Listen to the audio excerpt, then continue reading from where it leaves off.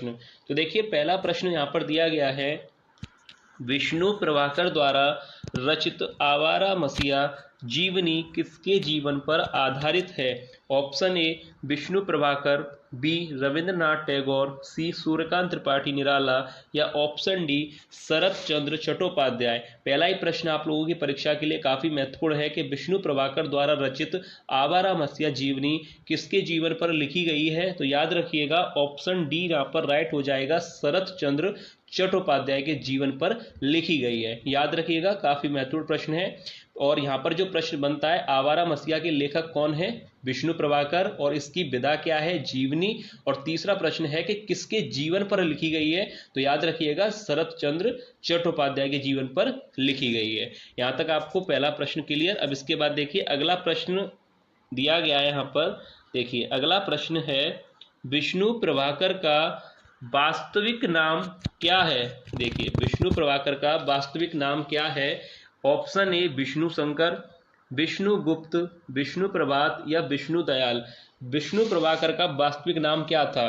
तो option D यहाँ पर राइट हो जाएगा, विष्णु दयाल। ठीक है, याद रखिएगा विष्णु प्रभाकर का जो वास्तविक नाम है वह है विष्णु दयाल। अब इसके बाद देखिए अगला प्रश्न यहाँ पर दिया गया है। देखिए विष्णु प्रभाकर का जन्म कब हुआ था? देखिए ऑप्शन ए सन 1912, या सन 1913, सन 1914, या 1915। किस वर्ष विष्णु प्रभाकर का जन्म हुआ था? तो देखिए राइट आंसर हो जाएगा ऑप्शन ए। याद रखिएगा सन 1912 में विष्णु प्रभाकर का जन्म हुआ था। ठीक है, अब इसके बाद अगला प्रश्न यहाँ पर दिया गया है। देखिए टॉप 20 प्रश्न लिए गए हैं, 20 प्रश्न और 30 प्रश्न से ज़्यादा हम नहीं लेते, उसमें ही जो सबसे ज़्यादा इंपॉर्टेंट प्रश्न बनते हैं उनको हम कवर करते हैं। जैसे कि इस आज वीडियो में 20 प्रश्न लिए गए हैं और काफ़ी महत्वपूर्ण प्रश्न है। अगर इन पर आधारित प्रश्न बनता है तो इसके अंतर्गत ही प्रश्न बनेगा। अब देखिए यहाँ पर प्रश्न दिया गया है, विष्णु प्रभाकर ने प्रेमचंद के किस उपन्यास का चंद्रहार नाम से नाट्य रूपांतरण किया था? ऑप्शन ए गबन, बी गोदान, सी कर्मभूमि, या ऑप्शन डी रंगभूमि। मुंशी प्रेमचंद के किस उपन्यास का चंद्रहार नाम से नाट्य रूपांतरण किया था विष्णु प्रभाकर ने? तो देखिए यहाँ पर इस प्रश्न का राइट आंसर हो जाएगा ऑप्शन ए गबन। याद रखिएगा ऑप्शन ए यहाँ पर राइट हो जाएगा, चंद्रहार नाम से नाट्य रूपांतरण किया था गबन उपन्यास का। ठीक है, यहाँ तक आपको क्लियर। अब इसके बाद देखिए आगे यहाँ पर प्रश्न दिया गया है। देखिए प्रश्न है कि विष्णु प्रभाकर ने प्रेमचंद के किस उपन्यास का हरि नाम से नाट्य रूपांतरण किया था? पहला जो प्रश्न आपने देखा उसमें कहा गया था कि चंद्रहार नाम से। अब यहाँ पर पूछा गया है हरि की जगह यहाँ पर नाम है होरी नाम से नाट्य रूपांतरण किया था। यहाँ पर आप हरि को सही कर लीजिएगा, होरी नाम से नाट्य रूपांतरण किया गया था। ऑप्शन ए गबन, गोदान, कर्मभूमि, या रंगभूमि। तो इनमें से किस उपन्यास का होरी नाम से नाट्य रूपांतरण किया था? तो ऑप्शन बी यहाँ पर राइट हो जाएगा, गोदान। ठीक है, याद रखिएगा गोदान का होरी नाम से नाट्य रूपांतरण किया था और गबन का चंद्रहार नाम से। तो यहाँ तक आपको क्लियर। अब इसके बाद अगला प्रश्न दिया गया है। देखिए अगला प्रश्न है, विष्णु प्रभाकर का जन्म किस स्थान पर हुआ? ऑप्शन दिए गए हैं, बलिया उत्तर प्रदेश, मुजफ्फरपुर उत्तर प्रदेश, मथुरा उत्तर प्रदेश, या सिकोहाबाद उत्तर प्रदेश। तो देखिए विष्णु प्रभाकर का जन्म कहाँ पर हुआ था? तो राइट आंसर हो जाएगा ऑप्शन बी। याद रखिएगा मुजफ्फरपुर उत्तर प्रदेश राज्य। ठीक है, यहाँ पर याद रखिएगा विष्णु प्रभाकर का जन्म किस स्थान पर हुआ था? Muzaffarpur Uttar Pradesh. Option B right हो जाएगा। अब इसके बाद देखिए आगे यहाँ पर प्रश्न दिया गया है, विष्णु प्रभाकर की रचना चलता चला जाऊंगा क्या है? विष्णु प्रभाकर की रचना चलता चला जाऊंगा क्या है?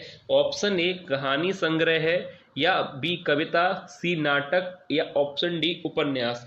तो देखिए विष्णु प्रभाकर की रचना चलता चला जाऊंगा यह एक कविता है, यानी ऑप्शन बी राइट हो जाएगा।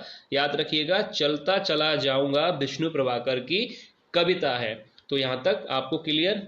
अब देखिए इसके बाद आगे देखिए यहाँ पर प्रश्न दिया गया है, विष्णु प्रभाकर के किस नाटक में पीढ़ी दर पीढ़ी टूटते सामाजिक मूल्यों का चित्रण है?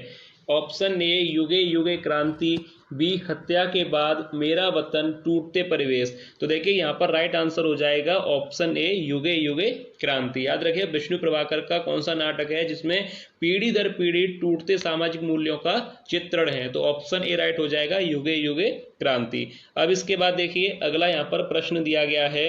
देखिए अगला प्रश्न है, विष्णु प्रभाकर को किस रचना के लिए सोवियत लैंड नेहरू पुरस्कार मिला था? देखिए काफी महत्वपूर्ण प्रश्न है, मैंने स्टार यहाँ पर बना दिया है, काफी अच्छा प्रश्न है। विष्णु प्रभाकर को किस रचना के लिए सोवियत लैंड नेहरू पुरस्कार मिला था? ऑप्शन ए हत्या के बाद, ऑप्शन बी टूटते परिवेश, सी आवारा मसीहा, या ऑप्शन डी पंखहीन। यानी किस रचना के लिए इन्हें यह पुरस्कार दिया गया था? तो याद रखिएगा ऑप्शन सी राइट हो जाएगा, आवारा मसीहा के लिए। काफी प्रसिद्ध इनकी ये रचना है, आवारा मसीहा जीवनी है शरत चंद्र चट्टोपाध्याय की। तो याद रखिएगा इसके जो लेखक हैं वह विष्णु प्रभाकर, और इस ही रचना के लिए इनको सोवियत नेहरू पुरस्कार से सम्मानित किया गया था। ठीक है, याद रखिएगा, काफी महत्वपूर्ण प्रश्न है। अब इसके बाद देखिए अगला प्रश्न यहाँ पर दिया गया है। देखिए विष्णु प्रभाकर को किस उपन्यास के लिए साहित्य अकादमी पुरस्कार मिला? यह प्रश्न भी काफी महत्वपूर्ण है कि साहित्य अकादमी पुरस्कार विष्णु प्रभाकर को किस उपन्यास के लिए मिला था? ऑप्शन ए ढलती रात, बी क्षमादान, सी पाप का घड़ा, या डी अर्धनारीश्वर। तो इनको किस रचना के लिए यह पुरस्कार दिया गया था? ऑप्शन डी राइट हो जाएगा, अर्धनारीश्वर। याद रखिएगा कोई भी प्रश्न पर आपको कोई भी डाउट है तो कमेंट करके जरूर पूछ लीजिएगा, क्योंकि काफी महत्वपूर्ण प्रश्न है और एग्जाम के लिए काफी ज्यादा महत्वपूर्ण है। ये वाला प्रश्न भी काफी महत्वपूर्ण है कि विष्णु प्रभाकर को किस उपन्यास के लिए साहित्य अकादमी पुरस्कार मिला था? तो ऑप्शन डी अर्धनारीश्वर यहाँ पर राइट आंसर हो जाएगा। अब इसके बाद देखिए अगला प्रश्न दिया गया है। देखिए अगला प्रश्न, विष्णु प्रभाकर को किस नाटक के लिए भारतीय ज्ञानपीठ द्वारा मूर्ति देवी पुरस्कार मिला था? अब देखिए यहाँ पर उनका जो सम्मान है यहाँ पर दिया है कि विष्णु प्रभाकर को किस नाटक के लिए भारतीय ज्ञानपीठ द्वारा मूर्ति देवी पुरस्कार से सम्मानित किया गया था या पुरस्कार मिला था? ऑप्शन ए टूटते परिवेश के लिए, या हत्या के बाद, सत्ता के आर पार, या संघर्ष के बाद। किस रचना के लिए इन्हें मिला था? तो देखिए ऑप्शन सी राइट हो जाएगा, सत्ता के आर पार। याद रखिएगा मूर्ति देवी पुरस्कार किस रचना के लिए मिला था? सत्ता के आर पार के लिए इनको भारतीय ज्ञानपीठ द्वारा मूर्ति देवी पुरस्कार से सम्मानित किया गया था। यहाँ तक आपको क्लियर है? अब देखिए इसके बाद अगला प्रश्न है। अगर किसी भी प्रश्न पर कोई भी डाउट है आप लोगों को तो कमेंट करके जरूर पूछ लीजिएगा। अब देखिए आवारा मसीहा जीवनी कितने भागों में विभक्त है? ऑप्शन ए 5 भागों में, 2 भागों में, 3 या 4 भागों में। सरल प्रश्न है, समय नहीं लेंगे इसमें ज़्यादा। ऑप्शन सी राइट हो जाएगा, 3 भागों में। अब इसके बाद अगला प्रश्न दिया गया है। देखिए आवारा मसीहा जीवनी के 3 भागों में से एक भाग नहीं है। ऑप्शन ए दिशा रथ, दिशाहारा, दिशा की खोज, या दिशांत। इसमें से कौन सा भाग आवारा मसीहा जीवनी का नहीं है? ऑप्शन ए राइट हो जाएगा, दिशारथ। याद रखिएगा ये तीनों भाग हैं। अभी आपने देखे थे कि आवारा मसीहा जो है जीवनी कितने भागों में विभक्त है? 3। और कौन कौन से नाम है? दिशाहारा, दिशा की खोज और दिशांत। यहाँ पर ऑप्शन ए राइट हो जाएगा, यह भाग नहीं है। अब इसके बाद अगला प्रश्न देखिए यहाँ पर दिया गया है। विष्णु प्रभाकर की प्रथम कहानी कौन सी थी? ए संघर्ष के दिन, धरती अब घूम रही है, संघर्ष के बाद, या दिवाली के दिन। विष्णु प्रभाकर की पहली कहानी कौन सी है?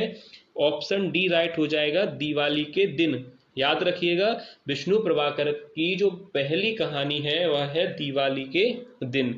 अब इसके बाद देखिए अगला प्रश्न पूछा गया है कि विष्णु प्रभाकर की कहानी दिवाली के दिन का प्रकाशन वर्ष यहाँ पर पूछा गया है। विष्णु प्रभाकर की कहानी दिवाली के दिन का प्रकाशन वर्ष है, यानी किस वर्ष यह कहानी प्रकाशित हुई थी? सन 1929 में, या सन 1930, 1931 या 1932। तो देखिए किस वर्ष इसका प्रकाशन हुआ था? तो सन 1931 में इसका प्रकाशन हुआ था। याद रखिए। अब इसके बाद यहाँ पर देखिए अगला प्रश्न पूछा गया है कि विष्णु प्रभाकर की कहानी दिवाली के दिन किस पत्रिका में प्रकाशित हुई।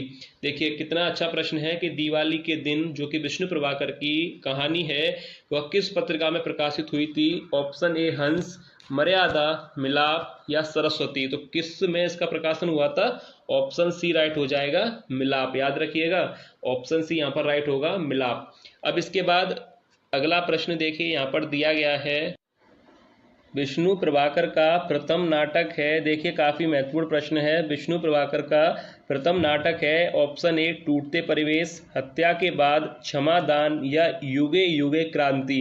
पहले तो इस प्रश्न पे मैं इंपोर्टेंट लिख दूं, काफ़ी अच्छा प्रश्न है और सरल भी है। प्रश्न है कि विष्णु प्रभाकर का प्रथम नाटक कौन सा था। तो ऑप्शन बी यहाँ पर राइट हो जाएगा, हत्या के बाद। याद रखिएगा, यह काफ़ी महत्वपूर्ण प्रश्न है कि विष्णु प्रभाकर का प्रथम नाटक है। ऑप्शन बी यहाँ पर बिल्कुल राइट आंसर हो जाएगा, हत्या के बाद। अब इसके बाद अगर अगला प्रश्न देखें, देखिए अगला प्रश्न यहाँ पर दिया गया है, आवारा मसीहा जीवनी का प्रकाशन वर्ष है, यानी किस वर्ष में यह जीवनी प्रकाशित हुई थी। 1973, 1974, 1975 या 1976। किस वर्ष में यह प्रकाशित हुई थी। तो ऑप्शन बी यहाँ पर राइट हो जाएगा, सन 1974 में इसका प्रकाशन, प्रथम संस्करण का प्रकाशन हुआ था। अब इसके बाद अगला प्रश्न देखिए, यहाँ पर दिया गया है। अगला प्रश्न है कि प्रभाकर की रचना ज्योतिपुंज हिमालय की विधा है। ऑप्शन ए निबंध है, उपन्यास है, नाटक है या यात्रा व्रत है। तो देखिए प्रभाकर की रचना ज्योतिपुंज हिमालय की विधा क्या है। तो ऑप्शन इसका राइट हो जाएगा डी। याद रखिएगा, ऑप्शन डी यहाँ पर राइट आंसर हो जाएगा। अब इसके बाद देखिए अगला प्रश्न है, जो कि वीडियो का लास्ट प्रश्न है। देखिए लास्ट प्रश्न दिया गया है, विष्णु प्रभाकर का निधन किस वर्ष हुआ। ए 2006, 2007 या 2008 में या 2009 में। तो कब इनका निधन हुआ था, किस वर्ष में इनका निधन हुआ था विष्णु प्रभाकर का। तो इस पर राइट आंसर हो जाएगा ऑप्शन डी, 2009 में इनका निधन हुआ था। ठीक है, याद रखिएगा, काफ़ी महत्वपूर्ण प्रश्न थे। तो ये था आज की वीडियो का लास्ट प्रश्न। उम्मीद है कि आप लोगों को वीडियो पसंद आई होगी। आज के प्रश्न आप लोगों को अच्छे लगे होंगे। अगर वीडियो आप लोगों को पसंद आई है तो वीडियो को लाइक जरूर कीजिएगा और वीडियो को शेयर जरूर कीजिएगा, ताकि और भी विद्यार्थियों तक ये वीडियो पहुंच सके और उन्हें भी अपनी तैयारी करने में मदद मिल सके।